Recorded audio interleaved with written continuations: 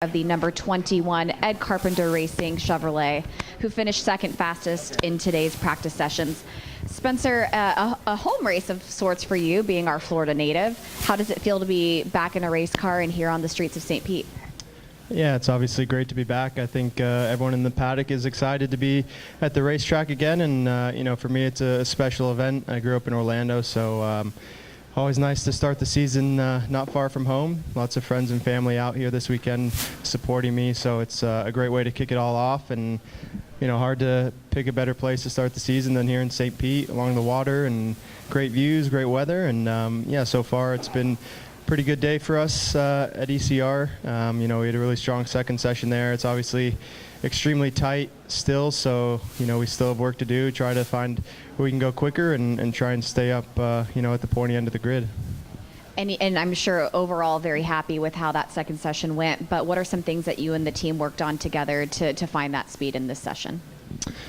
Yeah, I mean, it's really just, looking at different corners and, prioritizing which ones are going to get you the most lap time. And, we've been really concentrating on, the final corner, turn one, and, a couple of the corners in the back there to get enough grip from the car, enough front grip to keep the lap time coming down. So that's what we focused on all off season. And, you never know if it's all going to play out when you get to the first race, but so far it seems to be heading in the right direction, and like I said, we'll go back and see where we could have been even quicker, and hopefully try and put it all together tomorrow afternoon.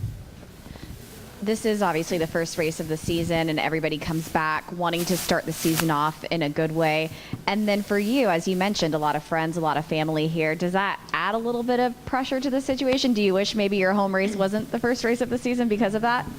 No, I enjoy it. It's such a long off season that just being back at the racetrack is a lot of fun, and I don't think friends or family add any pressure. They just kind of make it a more fun weekend for me to see them again. A lot of them I only see a few times a year, so it's nice to all come back together and celebrate not only seeing each other but the start of the IndyCar season. And we always have a good time in St. Pete. Taking a sort of bigger picture perspective on the start of the season, what are some goals and expectations that you have with Ed Carpenter Racing this year for yourself personally?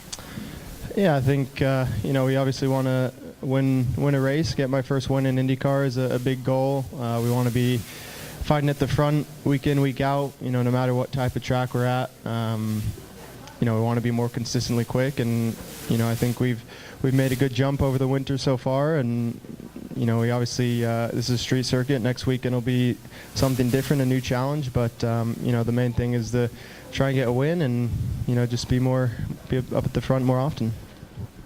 And we'll go ahead and welcome in Ryan Hunter-Reay, driver of the number 28 DHL Honda for Andretti Autosport, who was fastest in this afternoon's session.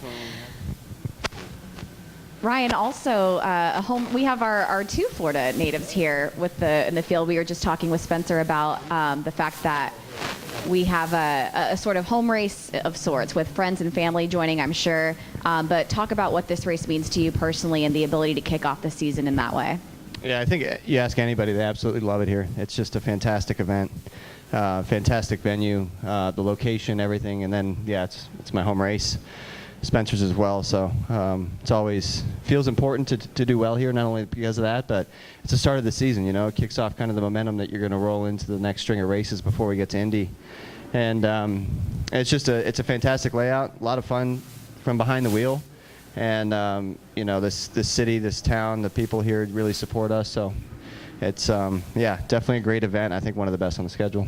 I know we're talking about practice and we're looking at these times from the perspective of the fact that we are looking at practice. But are you happy with the way the cars rolled off the transporter and your prospects for the weekend? Yeah, we had a pretty promising testing program going pre-season. So it's nice to see that kind of transition here. It is day one, so I think you'll see some changes tomorrow, and some comers and goers. It's tough to really keep up with this racetrack because it changes a lot. So you're always trying to guess, and you're trying to make an educated guess at the same time with going with your gut on what you need to do with the setup, because it is changing always with the rubber going down. But yeah, it's a nice start, but it's only day one.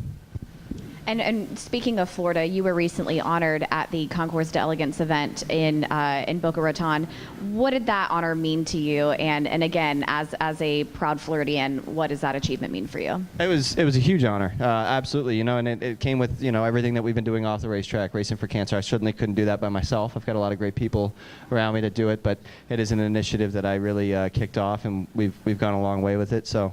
And it's nice to be, recognized for what I've done on the track, but also off. Lifetime Achievement Award. I'm not sure that's something you always want to get when you're 38, but I'll take it. Absolutely. We'll open up for questions, and I believe we do have a microphone in the back, and we'll start with Patrick and go to Bruce. Right here, sir. Right there. Thank you.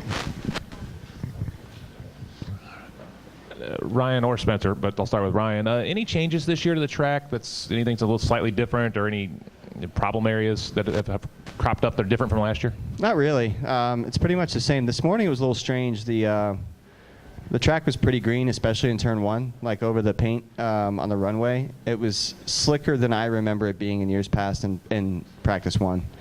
So that's really the only thing I can think of. Yeah, I mean, don't really have too much to add. It from last year, it feels pretty much the same. Every time you walk a street course, we think that it looks a little bit different. It looks a little wider here, narrower there. But then you go back and look at things, and you go and talk to the people that built the track, and it's all the same dimensions and everything. So it's yeah, all the same. Bruce. Ryan, 5 Americans in the top 6. I guess the other day was a good day to talk about that Captain America theme.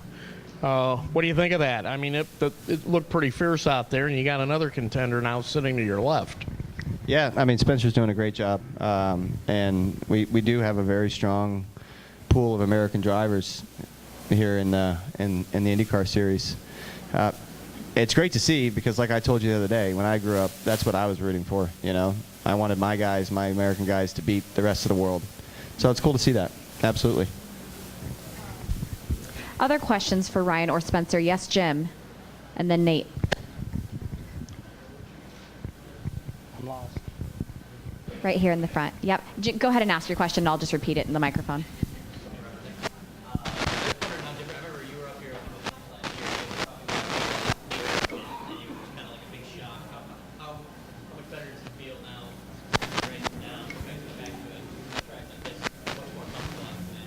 And sorry, Ryan, just quickly for the transcript, I'll repeat the question. The question was, with the aero kits becoming universal last season, going through that season, how does it feel now that you've had a full season of adjustments?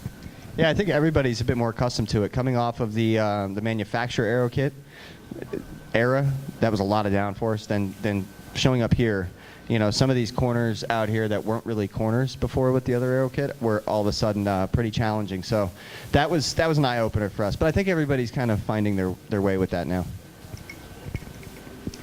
Nate?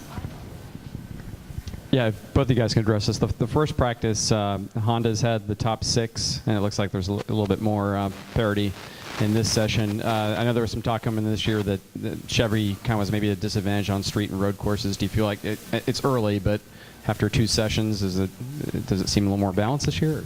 I think if you look at what happened last year, if you look at the 2 manufacturers, coming out of St. Pete, we thought, oh, Honda's got the advantage, and then we got to Indy, and it was like, oh boy, it's not so much the case. Well, as the season panned out, you could tell that Honda, I think, was really on top when it comes to street circuits, low grip, drivability, these things. That's the pattern I think we saw last year, and it looks now like we're potentially seeing that now again. I wouldn't be surprised to see the Penske Chevys, and they had Carpenter cars up there tomorrow as well. So, yeah, I mean, well, here's a guy from the other manufacturer, so go ahead and speak to that. Yeah, I think that everything is fairly restricted in what you can do, but Chevy has done a lot of work over the off season. We've spent a lot of time with them trying to, talk about everything that we can do better on every types of track, and I think we've made adjustments, and we've definitely taken a step forward. Still early days, obviously. Being P2 in the first session shows that the Chevy is more than capable of being up front, and very happy to be representing Chevrolet. And I think that we'll find out more as the season goes on. But so far, I think we're all pretty confident in what we have on every type of circuit. Other questions for Ryan or Spencer? Gentlemen, thank you very much. Good luck this weekend.